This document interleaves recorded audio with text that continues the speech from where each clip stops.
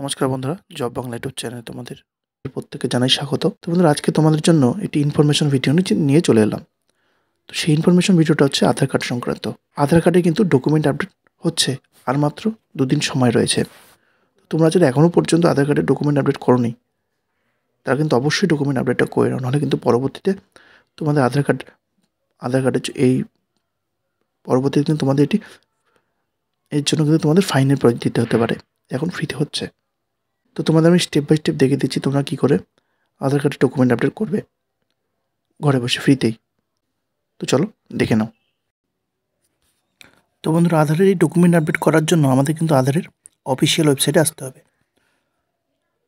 তো আমরা গুগলে গিয়ে uidai.gov.in লিখে সার্চ করে নেব। তো সার্চ করার পর নিচে দেখবো অপশন চলে এসছে ইউআইডিআর অফিসিয়াল ওয়েবসাইট। সেখানে আমরা ক্লিক করে নেব। তো এখানে ক্লিক করার সাথে সাথে অফিসিয়াল ওয়েবসাইটটা কিন্তু ওপেন হয়ে গেল। এখানে আমাদের ল্যাঙ্গুয়েজটা সিলেক্ট করে নিতে হবে।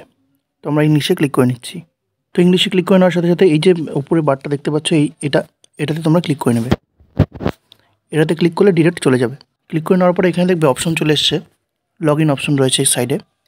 তোমাদের কিন্তু লগ ইন করতে হবে। লগ ইন না করলে কিন্তু তোমরা ডকুমেন্ট আপডেটটা করতে পারবে না, অর্থাৎ মোবাইল নাম্বার লিঙ্ক থাকতে হবে। তো ওখানে আমি আমার আধার নাম্বারটি দিয়ে ওটিপি দিয়ে লগ ইন করে নিচ্ছি। তো বন্ধুরা, লগ ইনে ক্লিক করার সাথে সাথে আমার যে অ্যাকাউন্টটা সেটা ওপেন হয়ে গেল।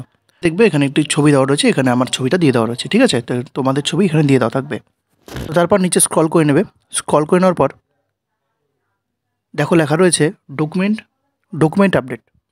তো এখানে দেখো লেখা রয়েছে this service is free of cost till 14/3/2024, অর্থাৎ 14 মার্চ 2024 পর্যন্ত কিন্তু এটি ফ্রিতে আছে। তোমরা এখানে কিন্তু আপডেট করে নিতে পারবে।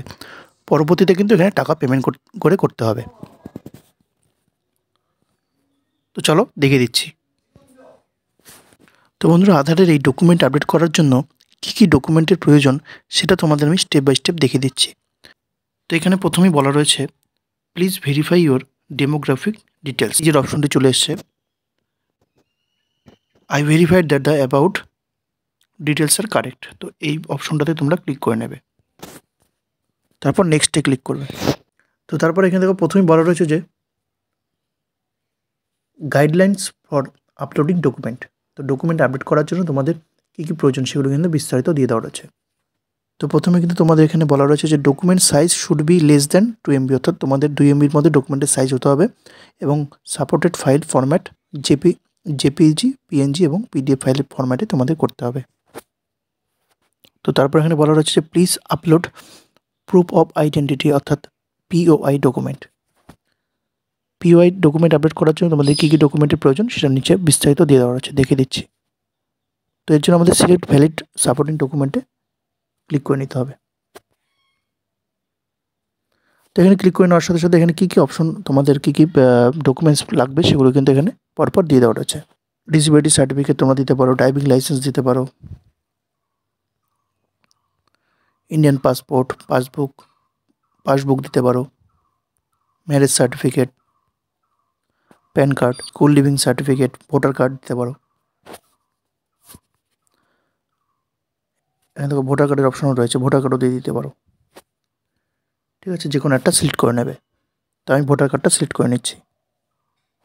তো তারপরেই ভিউ ডিটেলস অ্যান্ড আপলোড ডকুমেন্টে ক্লিক করে নিয়ে ডকুমেন্টটা আপলোড করে নেবে পিডিএফ ফরম্যাটে বা জেপিইজি বা পিএনজি ফরম্যাটে। তো তারপর নেক্সট বলা রয়েছে যে please upload proof of address, অর্থাৎ তোমাদের অ্যাড্রেস প্রুফটা আপলোড করতে হবে। তো সেটার জন্য কী কী ডকুমেন্টস লাগবে সেটা নিচে দিয়ে দেওয়া রয়েছে, দেখে দিচ্ছি, দেখে নাও। তো এর জন্য কিন্তু আমাদের এই select valid supporting document option টাইপে ক্লিক করে নিতে হবে। তো এখানে ক্লিক করে নেওয়ার সাথে সাথে এখানে কিন্তু অপশনগুলো চলে এসছে। তো তোমরা ব্যাঙ্ক অ্যাকাউন্টের স্টেটমেন্ট দিয়ে দিতে পারো, ডিসেবিলিটি আইডেন্টি কার্ড দিতে পারো। তারপর ইলেকট্রিক বিলও দিয়ে দিতে পারো, gas connection bill, passbook, Kisan photo passbook with photo. তারপর রয়েছে ফটো আইডেন্টি কার্ড দিতে পারো। তারপর রেশন কার্ড রয়েছে, প্রুফ হিসেবে তোমরা রেশন কার্ড সিলেক্ট করে নিতে পারো, কারণ রেশন কার্ডের মধ্যে অ্যাড্রেসটা দিয়ে দেওয়া থাকে। তো আমি রেশন কার্ডটি সিলেক্ট করে নিচ্ছি।